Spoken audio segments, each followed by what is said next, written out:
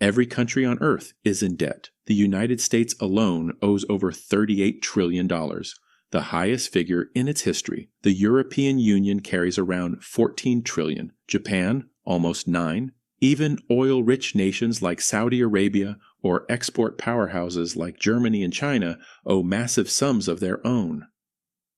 But here's the paradox. If everyone owes money, who exactly is owed? It sounds simple, but it isn't.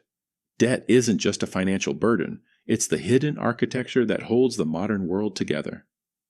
Every war, every crisis, every boom and bust sits on top of this fragile scaffolding of promises and obligations. It's a system that connects every government, every bank, and every citizen through invisible threads of credit and trust. If you follow that trail far enough, you discover something unsettling. The world doesn't owe money to anyone in particular. It owes it to itself. Yet that doesn't mean everyone benefits equally. The balance of who gains and who loses is far more complicated. And that's where the story of money as we know it really begins. To understand how a planet ended up drowning in over $315 trillion of debt, nearly 3 times the size of the global economy, we need to go back to the beginning, to a time when the idea of national debt was born not in a bank, but in a battlefield. It all started in 1694. England was at war with France and running out of gold. The king was desperate. To keep the fight going, he turned not to soldiers or nobles, but to merchants, the people who had capital when the crown did not. In exchange for a steady stream of interest payments backed by future taxes, those merchants financed the war. To manage this new deal, the Bank of England was created. It was revolutionary. For the first time, a government could spend money it didn't yet have. In return, lenders received something equally powerful, a promise from the crown. That promise could be bought, sold, or traded. It was more than paper. It was the birth of trust as currency. That moment gave birth to the government bond, the seed of the modern financial system. France copied the model.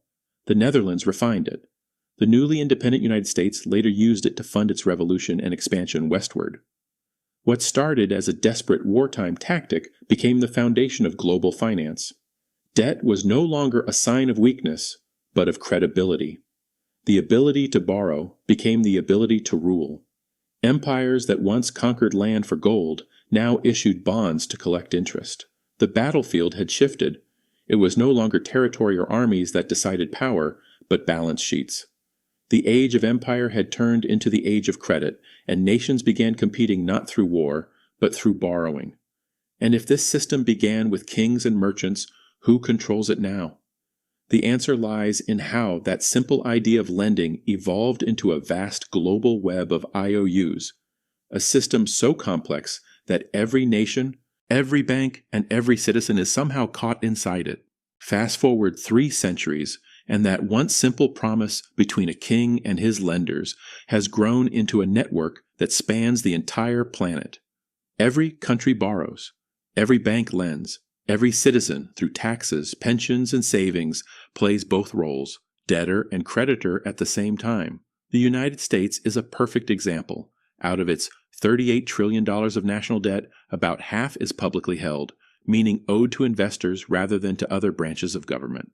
Roughly 2/3 of those investors are domestic: American banks, pension funds, insurance companies, mutual funds, and even the Federal Reserve itself. The remaining third, around $9 trillion, sits in foreign hands. Japan holds the most, with about $1 trillion. China follows with around $800 billion. Then come the United Kingdom, Luxembourg, and Belgium. So when people say the United States is in debt to China, it's true, but only for about 2% of the total. In reality, most of America's debt is owed to itself. The Treasury issues, bonds, banks, and funds buy them, and the Federal Reserve often buys them back, creating new dollars in the process. Americans pay taxes that fund the interest on those bonds, which then flow into American retirement accounts. The system becomes a circular mirror.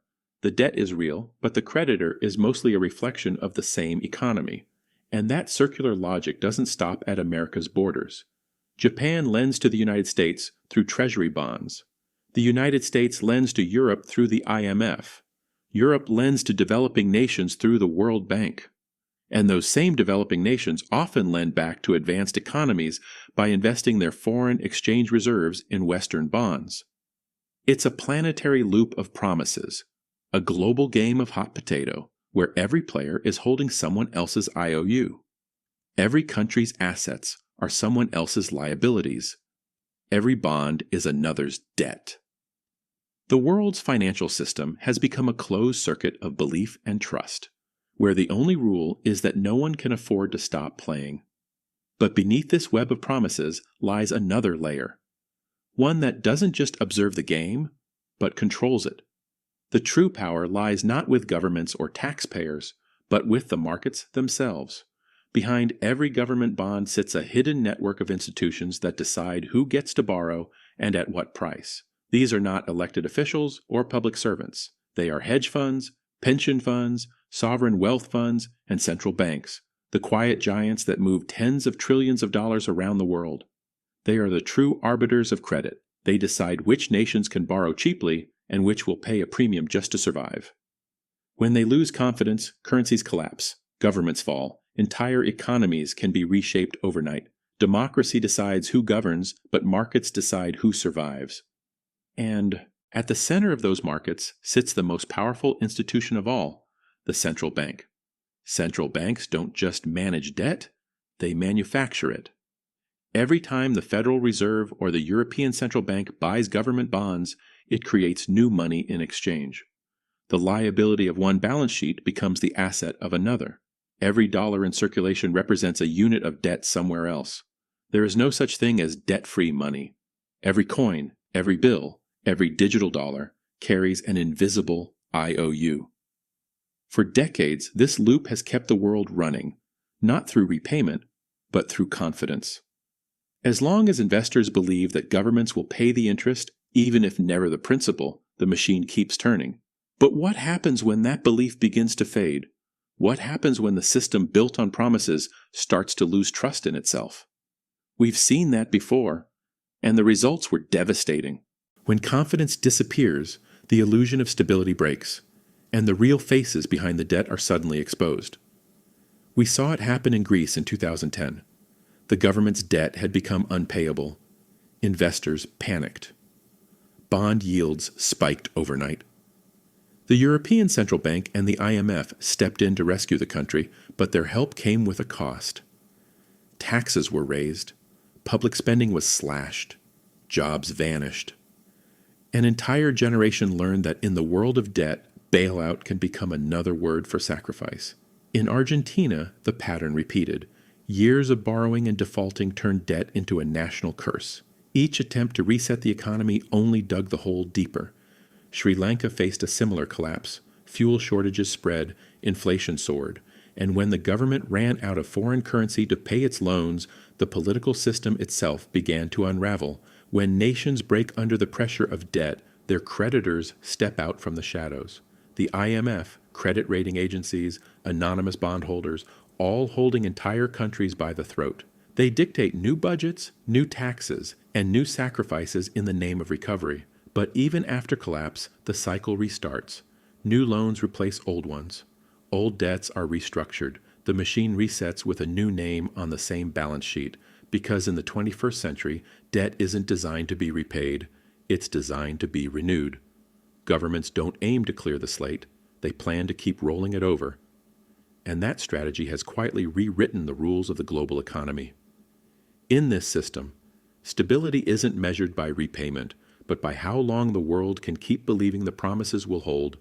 When an individual takes a loan, they're expected to pay it back. But governments operate under a completely different rule book. They don't plan to repay their debt, not now, not ever. And that's not a failure of policy. It is the policy. Governments treat debt like a rolling subscription. They issue new bonds to pay off the old ones, a process economists call refinancing. It's a constant cycle where interest, not repayment, becomes the real product. Debt turns into rent, the price of stability. The global economy depends on that rent. Like a shark that must keep swimming to stay alive, the system must keep borrowing to function. The United States will never pay off its $38 trillion in debt. Japan has been rolling over its debt for decades, now exceeding 250% of its GDP, yet its borrowing costs remain near zero. Investors aren't waiting to be repaid, they're waiting to renew the deal. For them, government debt isn't a liability. It's the safest asset in existence. A U.S. Treasury bond isn't a symbol of risk. It's the foundation of global markets. Banks use it as security. Pension funds depend on it. Central banks treat it as money itself. If Washington ever decided to pay down every last dollar of its debt, the system would collapse. Banks and funds would lose their most stable asset. The dollar supply would shrink overnight. Deflation would ripple through the world economy. So instead of paying it off, governments do the opposite. They keep issuing more, not recklessly, but rhythmically. Each new bond keeps the heart of capitalism beating. The rhythm of debt becomes the pulse of the entire financial world. That's why when politicians talk about balancing the budget or eliminating the national debt, they're selling an illusion. The real goal isn't to erase debt, it's to keep it believable, serviceable enough that the machine never stops running. Because the moment that belief fades, the numbers stop mattering. Interest rates spike, confidence collapses, and the economy built on promises begins to unravel. The entire global economy runs on trust, not repayment. As long as people believe the system will hold, it does. But that trust is not shared equally. When economists say we owe it to ourselves, it sounds comforting. It suggests that everyone benefits from this endless loop of borrowing and lending, but in reality, only a few do. The flow of interest payments doesn't move evenly through society. It travels upward, from workers and taxpayers to banks, funds, and wealthy investors. Debt becomes a transfer of wealth, quietly moving money from those who produce to those who own. That's why global inequality and global indebtedness rise together. The same mechanism that fuels prosperity for some creates pressure for others. It rewards those who hold the debt and punishes those who merely pay it. From households to nations, the story is the same. Creditors and debtors are not enemies. They're two sides of the same machine. But that machine depends on constant motion, constant belief, and constant borrowing. The problem begins when the engine slows down. When new loans can no longer keep up with the old promises, that's when the question, who's the creditor, stops being theoretical and becomes painfully real. Because at the top of this global pyramid, there isn't one villain to blame. It isn't China. It isn't Wall Street. It isn't the IMF. It's all of them. And us. The modern financial system has turned debt itself into money. Governments issue it, banks multiply it, investors trade it, and ordinary people depend on it to survive. The line between debtor and creditor has almost disappeared. Debt once meant bondage. Now it means balance. But if that balance ever tips, if confidence ever breaks, the illusion will vanish. And we'll be reminded of what debt truly is, a promise that can't be kept forever. The modern financial world is built on an endless chain of trust. Every dollar, every bond, every loan is a promise built on another promise. The system doesn't need repayment to survive.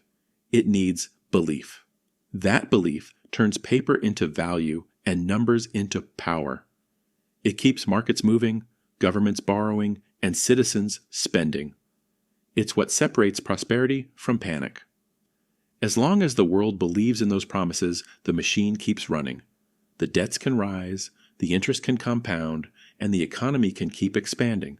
But if confidence collapses, everything else follows, because money is no longer metal or paper.